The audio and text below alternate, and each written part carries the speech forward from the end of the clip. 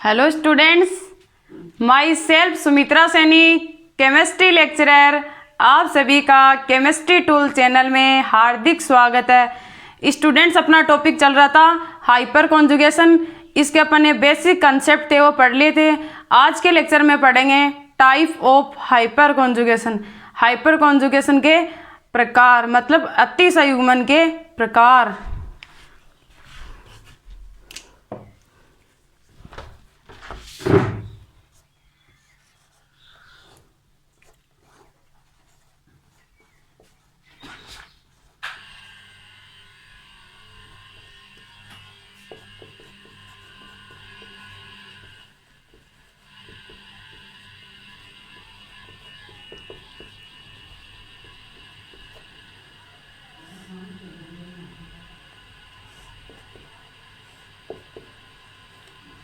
अति संयुग्मन है, ये 2 टाइप्स का होता है। जैसे अपन ने इंडक्टिव फैक्ट में पढ़ा था, inductive fact, electron releasing inductive effect और इलेक्ट्रॉन विड्रॉइंग इंडक्टिव इफेक्ट। ऐसे ही अपन ने पढ़ेंगे अति संयुग्मन में इलेक्ट्रॉन रिलीजिंग हाइपर कॉन्जुगेशन और इलेक्ट्रॉन विड्रॉइंग हाइपर कॉन्जुगेशन। तो इसमें फर्स्ट है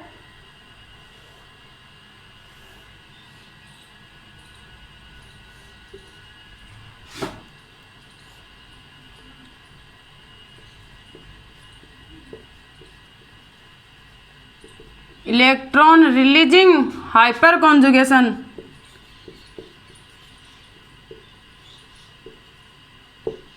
और इलेक्ट्रॉन विथड्रॉइंग हाइपर कॉन्जुगेशन।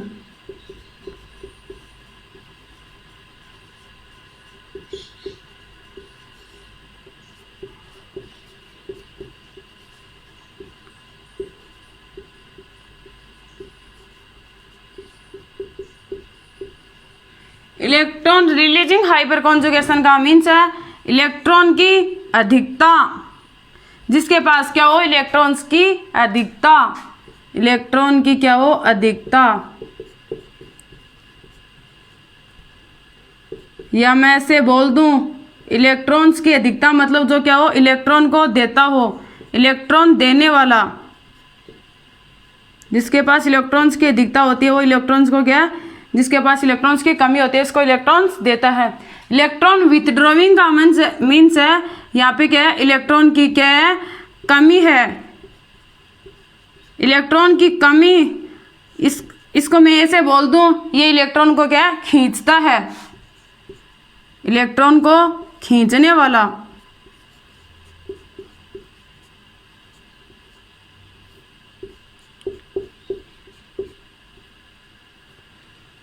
अब मैं इसको हाइपर कॉन्जुगेशन की बात करूं, इलेक्ट्रॉन रिलीजिंग हाइपर कॉन्जुगेशन मतलब इलेक्ट्रॉन को देने वाला।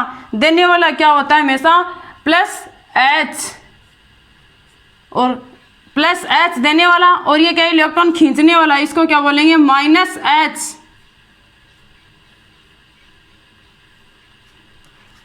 इलेक्ट्रॉन देने वाला प्लस एच और इलेक्ट्रॉन खींचने वाला क्या हो गया, माइनस एच। इसी के आधार पे अपन इसके क्या पढ़ेंगे, एग्जाम्पल देखेंगे कि प्लस एच के कौन कौन से एग्जाम्पल होते हैं और माइनस एच के कौन कौन से एग्जाम्पल होते हैं।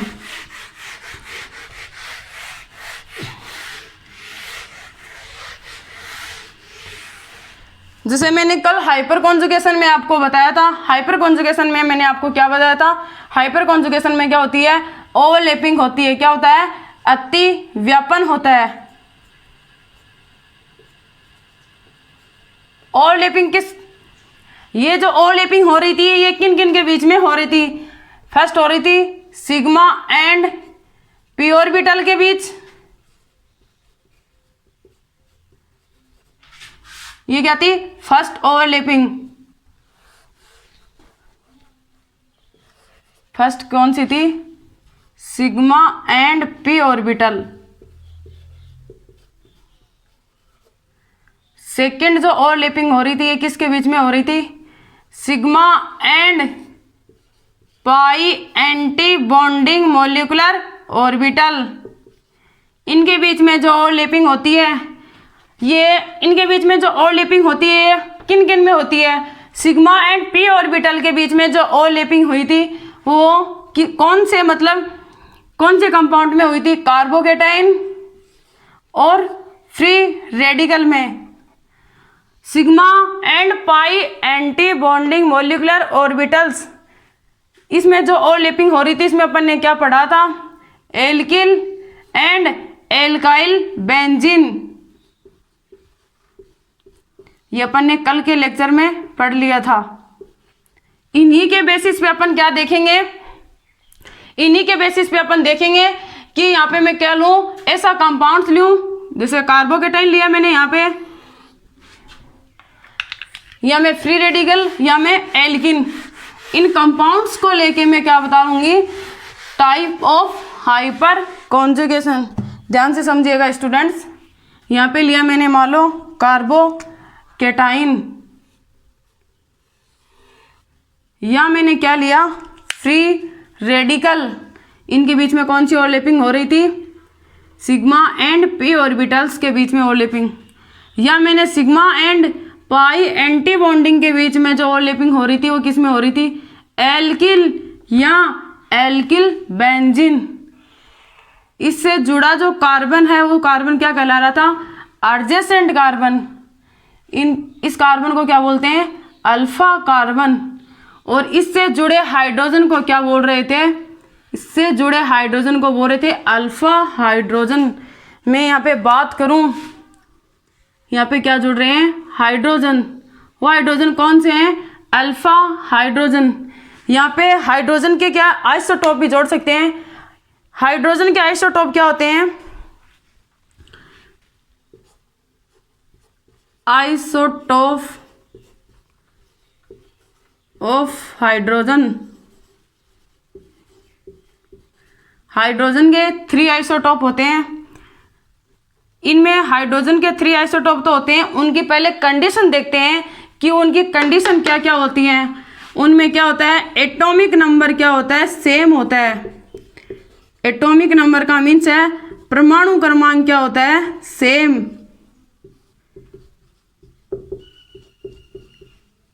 परमाणु क्रमांक सेम। सेकंड इसकी कंडीशन है, उसमें जो मोलिकुलर जो मास है वो क्या होता है, सेम।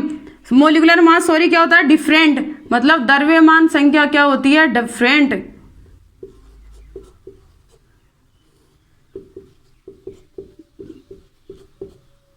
द्रव्यमान संख्या डिफरेंट।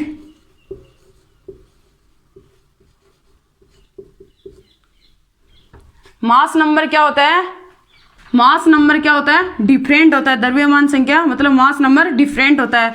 ये किसकी कंडीशन है, आइसोटोप ऑफ हाइड्रोजन की। अब देखते हैं हाइड्रोजन के आइसोटोप कौन कौन से होते हैं। हाइड्रोजन के आइसोटोप होते हैं, एक तो प्रोटियम,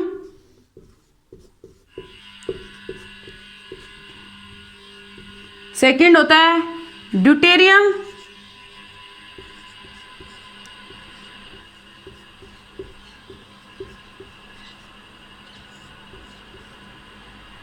थर्ड होता है प्रोटियम, प्रोटियम, ड्यूटेरियम और ट्राइटियम।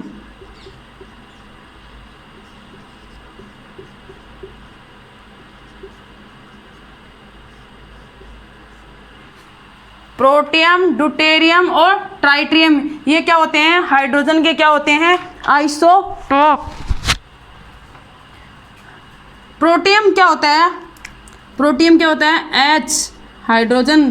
ड्यूटेरियम क्या होता है, D। ट्राइटियम क्या होता है, T। इनकी मैंने क्या बताई है, इनकी कंडीशन है वो क्या होती है, एटॉमिक नंबर सेम, परमाणु क्रमांक सेम होता है। तो परमाणु क्रमांक को क्या कहाँ पे प्रदर्शित किया जाता है, इनके नीचे। इनका परमाणु क्रमांक क्या है, सभी का सेम, मतलब समान है। परमाणु क्रमांक क्या है, एटॉमिक नंबर क्या है, समान है। और इनका मास नंबर क्या है, डिफरेंट है। मास नंबर मतलब द्रव्यमान संख्या क्या है, डिफरेंट। इसकी क्या होती है 1, इसकी क्या होती है 2, इसकी क्या होती है 3। इनका मास नंबर क्या है, डिफरेंट। अब मैं बात करूं, यहाँ पे मैं क्या क्या ग्रुप और ऐड कर सकते हैं। यहाँ पे ड्यूटेरियम ऐड कर सकते हैं, और क्या ऐड कर सकते हैं, ट्राइटियम।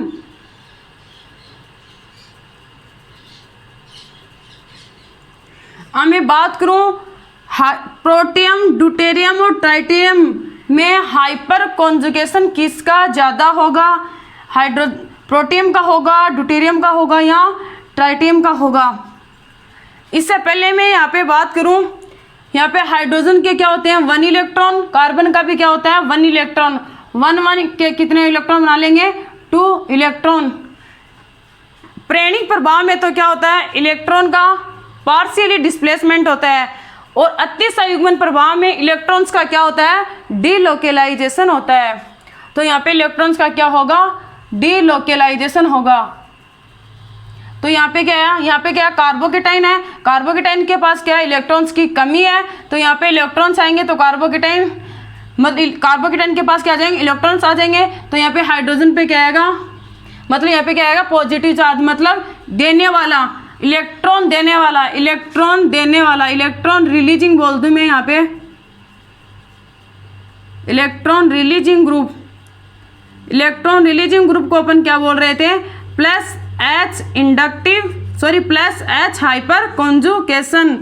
इसकी नेचर क्या होगी, मैं यहाँ पे नेचर की बात करूँ तो यहाँ पे नेचर कैसी होगी, इलेक्ट्रॉन रिलीजिंग ग्रुप, मतलब इलेक्ट्रॉन रिलीजिंग देने वाले ग्रुप को अपन क्या बोलते हैं प्लस H हाइपर कॉन्जुगेशन या अति संयुग्मन।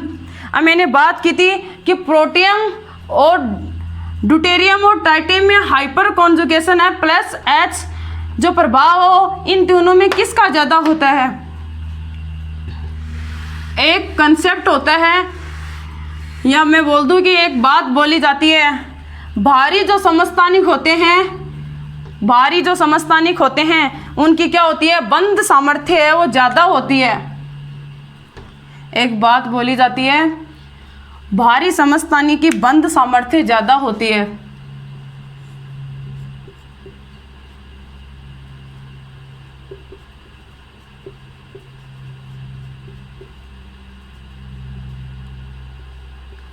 भारी समस्थानिक की क्या होती है बंध जो सामर्थ्य है,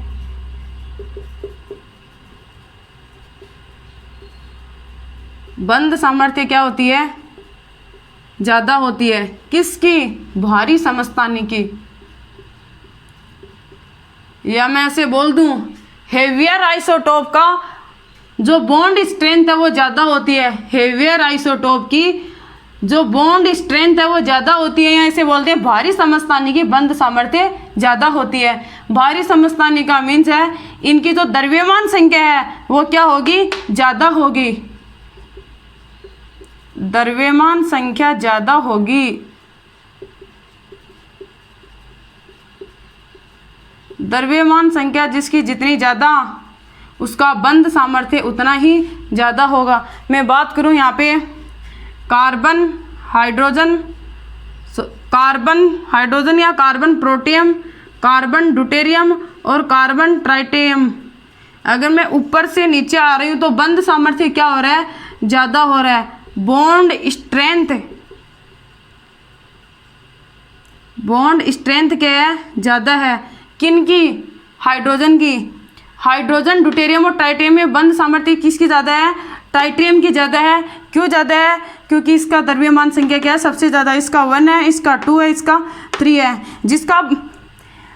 जिसकी द्रव्यमान संख्या जितनी ज़्यादा उसका बंध सामर्थ्य उतना ही क्या होगा ज़्यादा होगा। तो यहाँ पे बंध सामर्थ्य किसका ज़्यादा है ट्राइटियम का बंध सामर्थ्य क्या है सबसे ज़्यादा है। इसलिए जिसका बंध सामर्थ्य जितना ज़्यादा होता है ये बॉन्ड इजीली ब्रेक नहीं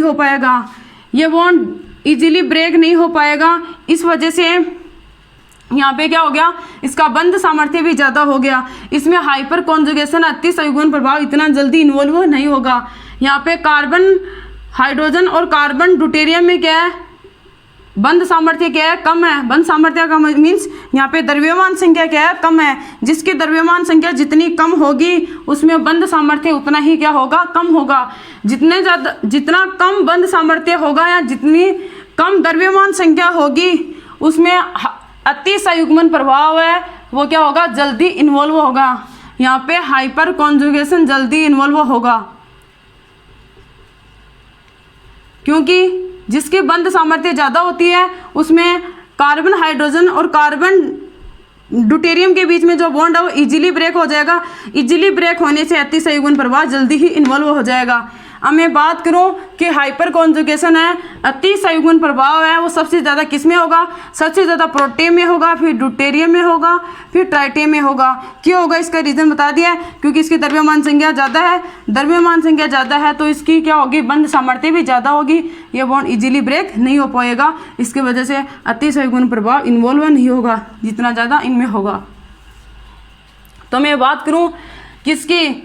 हाइपर कॉन्जुगेशन की, अतिसंयुग्मन प्रभाव की। इसकी नेचर कैसी थी? Plus H.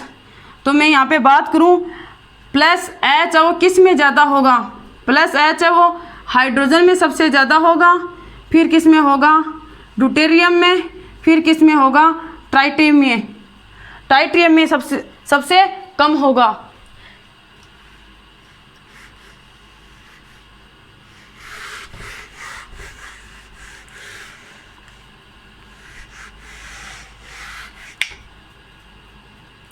अब मैं इसकी क्या कर दूं? इसकी वैलेंसी को क्या कर दूं? कंप्लीट कर दूं। यहाँ पे कार्बन की, हाँ यहाँ पे अल्फा एच कितने हैं? 3 हैं, तो यहाँ पे मैं इसकी वैलेंसी को क्या कर दूं? कंप्लीट कर दूं। तो कार्बन हाइड्रोजन 3, कार्बन ड्यूटेरियम 3 और कार्बन ट्राइटियम 3। ये किसका ऑर्डर हो गया? प्लस एच का ऑर्डर।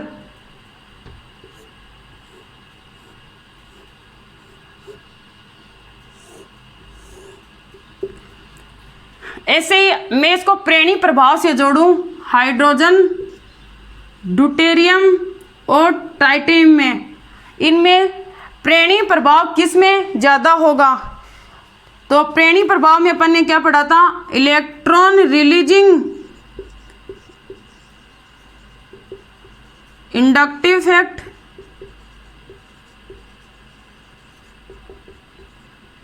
और इलेक्ट्रॉन विथड्रॉइंग इंडक्टिव इफेक्ट।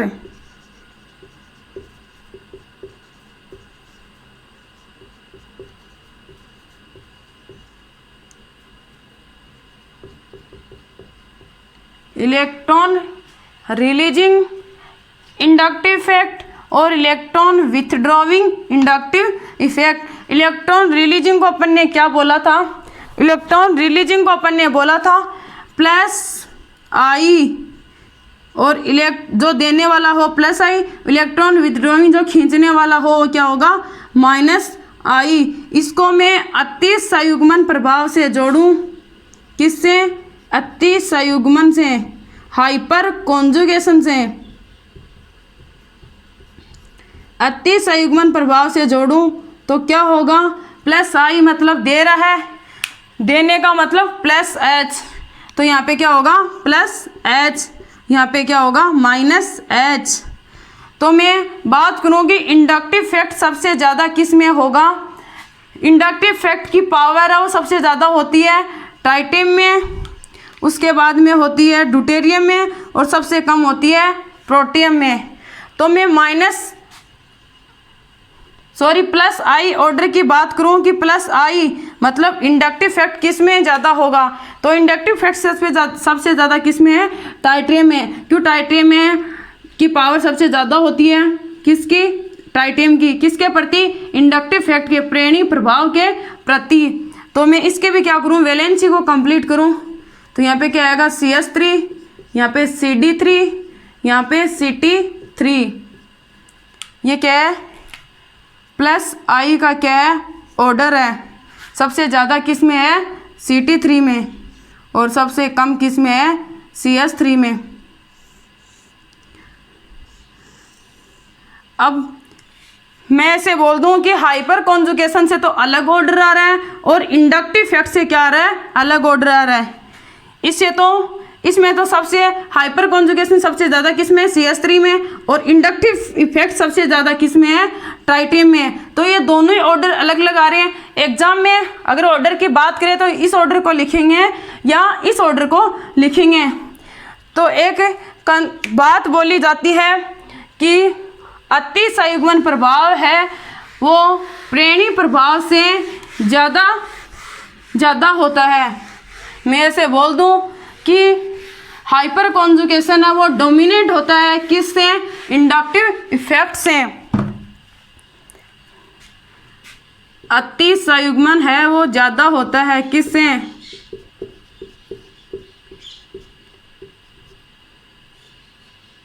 अति संयुग्मन प्रभाव ज्यादा होता है किससे, प्रेरणिक प्रभाव से।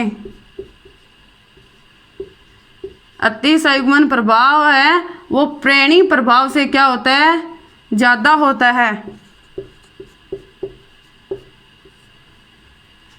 या मैं ऐसे बोल दूं कि हाइपर कॉन्जुगेशन है वो डोमिनेंट होता है, हाइपर कॉन्जुगेशन डोमिनेट होता है किस पर, इंडक्टिव इफेक्ट पर। तो हाइपर कॉन्जुगेशन किस में ज़्यादा था, हाइड्रोजन में ज़्यादा था, टाइटेनियम में सबसे कम था क्योंकि इसकी बॉन्ड स्ट्रेंथ ज़्यादा थी। तो अपन ओवरऑल ऑर्डर की बात करें, मैं यहाँ पे बोल दूं ओवरऑल ऑर्डर,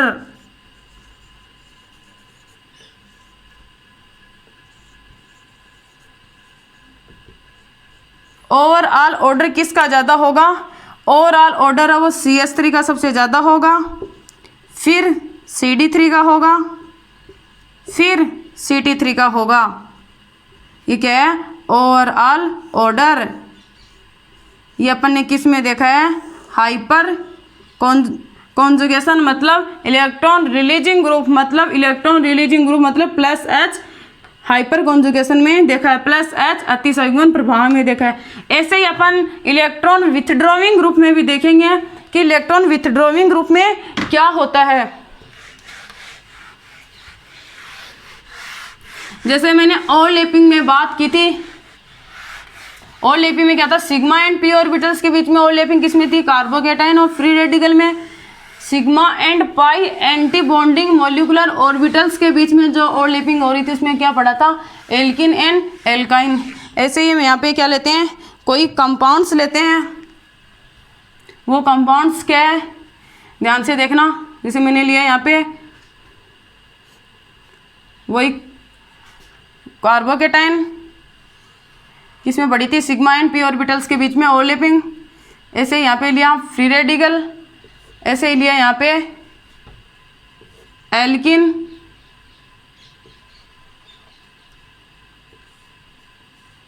इस एल्किन से क्या जुड़ रहा था, एडजेसेंट कार्बन। उस एडजेसेंट कार्बन के पास क्या था, अल्फा हाइड्रोजन। या मैं बात करूं इस कार्बन को कौन सा कार्बन बोल रहे थे, अल्फा कार्बन। इससे मैं मान लो कोई भी एटम या ग्रुप जोड़ूं, यहाँ पे मान लो मैंने कोई एटम या ग्रुप जोड़ा, इस कार्बन से मैंने कोई एटम या ग्रुप जोड़ा। वो एटम या ग्रुप्स क्या है, वो एटम या ग्रुप्स है हेलोजन। एक्स बराबर यहाँ है क्लोरीन, ब्रोमीन और आयोडीन, क्लोरीन ब्रोमीन और आयोडीन। यहाँ पे मैंने कोई ग्रुप जोड़ा, वो क्या है,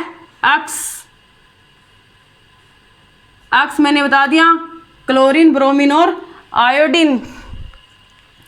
क्लोरीन हेलोजन क्या होता है, हेलोजन के पास क्या होती है, इलेक्ट्रॉन्स की क्या कमी होती है। जिसके पास इलेक्ट्रॉन्स की क्या होती है, कमी होती है, वो इलेक्ट्रॉन्स को क्या खींचेगा अपनी तरफ। तो इसकी नेचर कैसे होगी, इसकी नेचर होगी यहाँ पे इलेक्ट्रॉन विथड्रॉविंग, इलेक्ट्रॉन विथड्रॉविंग मतलब -H हाइपर कॉन्जुगेशन। अब यहाँ पे क्लोरीन, जैसे मैं कार्बन की संयोजकता को कंप्लीट करूँ तो यहाँ पे 3 होगी। तो जैसे carbon fluorine chlorine bromine iodine, chlorine bromine iodine कुछ भी ले सकते हैं, तो फ्लोरीन क्लोरीन ब्रोमीन आयोडीन। तो मैं इसकी संयोजकता को क्या करूं, कंप्लीट करूं। तो इसकी संयोजकता क्या होगी, जैसे कार्बन क्लोरीन, तो मैं यहाँ पे बोल दूं क्लोरीन ब्रोमीन और आयोडीन। इसमें क्या है एच इंडक्टिव इफेक्ट। अब साथ साथ अपनी इसको प्रेरणिक प्रभाव से भी जोड़ेंगे। तो प्रेरणिक प्रभाव क्या होता है? इलेक्ट्रॉन रिलीजिंग, मैं यहाँ पे बात करूं इलेक्ट्रॉन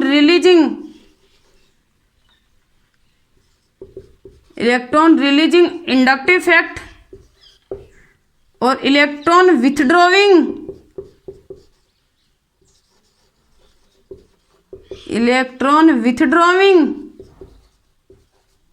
इंडक्टिव इफेक्ट।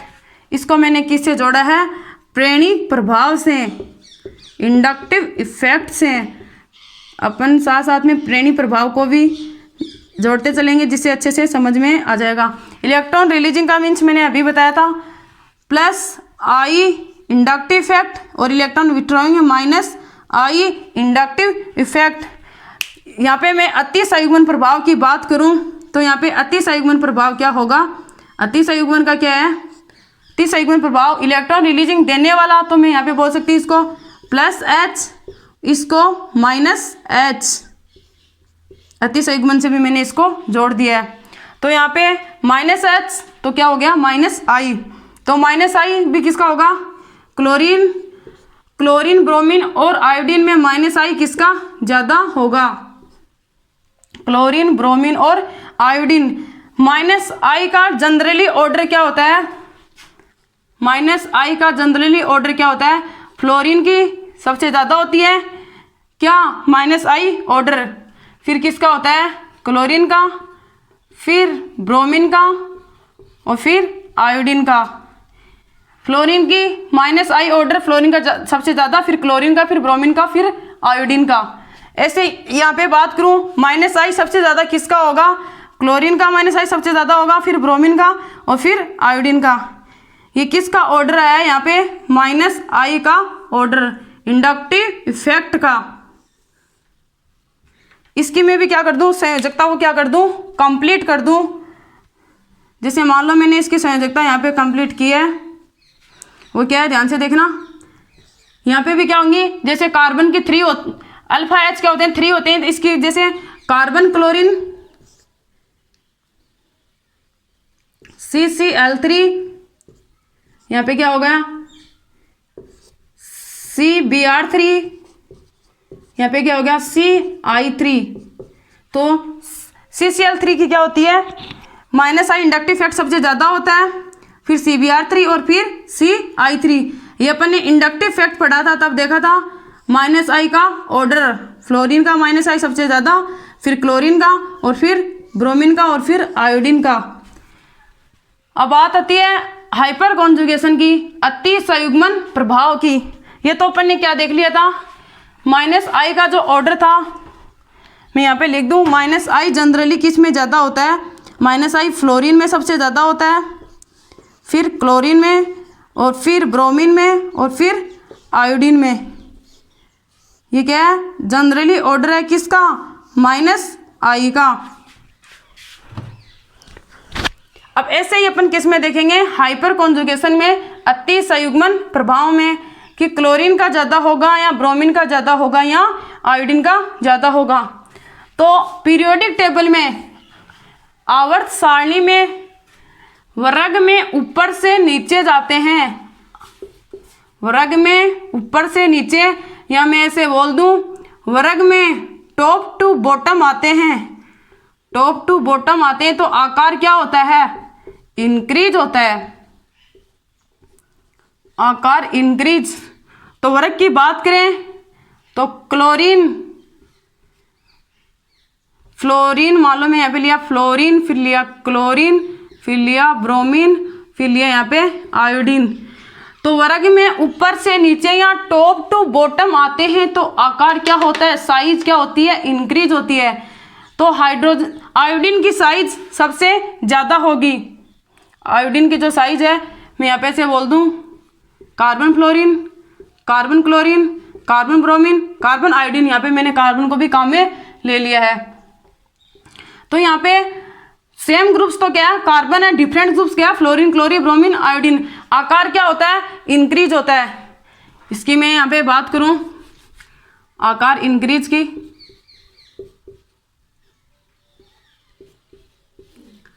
ये क्या होता है, नाभिक। इनके पास क्या है, इलेक्ट्रॉन। यहाँ पे ऊपर से नीचे आ रहे हैं, आकार इंक्रीज हो रहा है। आकार इंक्रीज होने का मतलब साइज भी क्या हो रही है, बढ़ रही है। मान लो यहाँ पे क्या हो रही है, साइज क्या हो रही है, बढ़ रही है। किसकी बढ़ रही है, आयोडीन की साइज क्या हो रही है, बढ़ रही है। तो यहाँ पे क्या, इलेक्ट्रॉन्स की क्या हो रही है, संख्या भी क्या हो रही है, बढ़ रही है। इलेक्ट्रॉन्स की संख्या बढ़ रही है तो नाभिक और इलेक्ट्रॉन्स के बीच में जो आकर्षण है वो क्या हो गया, कम। आकर्षण क्या हो गया, कम। अगर आकर्षण कम हो गया तो इसकी रिएक्टिविटी क्या होगी, ज्यादा होगी। रिएक्टिविटी ज्यादा, ये मैंने इंडक्टिव फैक्ट में बताया था, रिएक्टिविटी क्या होगी, ज्यादा होगी।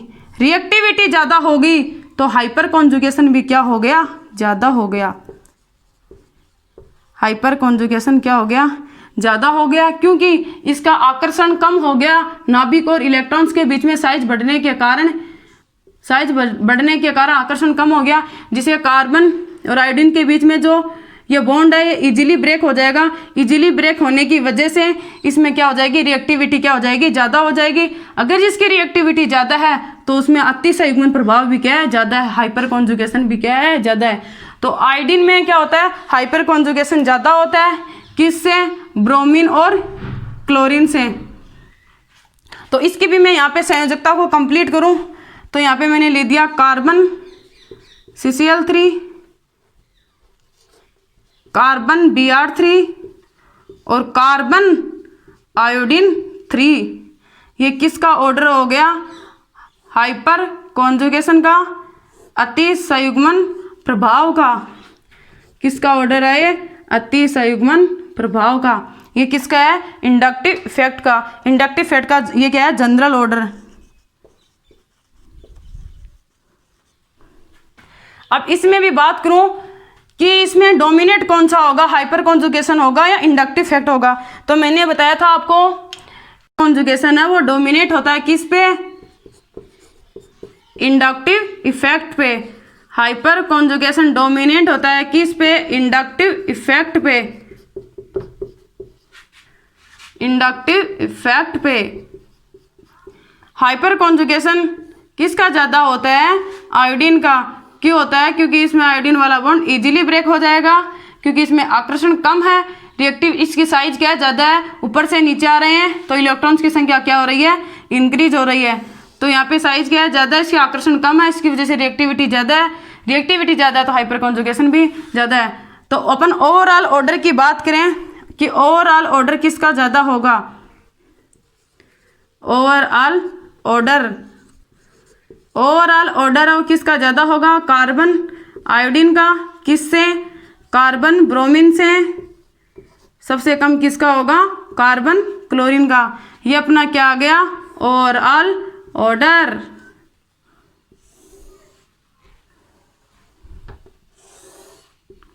ये अपन क्या पढ़ लिया, इंडक्टिव इफेक्ट, प्रेरण जो हाइपर कॉन्जुगेशन के क्या थे, टाइप। अब इसमें पढ़ेंगे हाइपर कॉन्जुगेशन के अनुप्रयोग। इसमें अपन पढ़ेंगे कार्बोकेटाइन, फ्री रेडिकल और एल्किन। ये किस में पढ़ेंगे, इसके अनुप्रयोग में। अगर ये लेक्चर आपको अच्छा लगा तो प्लीज़ चैनल को लाइक एंड सब्सक्राइब जरूर करें एंड बेल आइकन बटन को दबाइए। Thank you.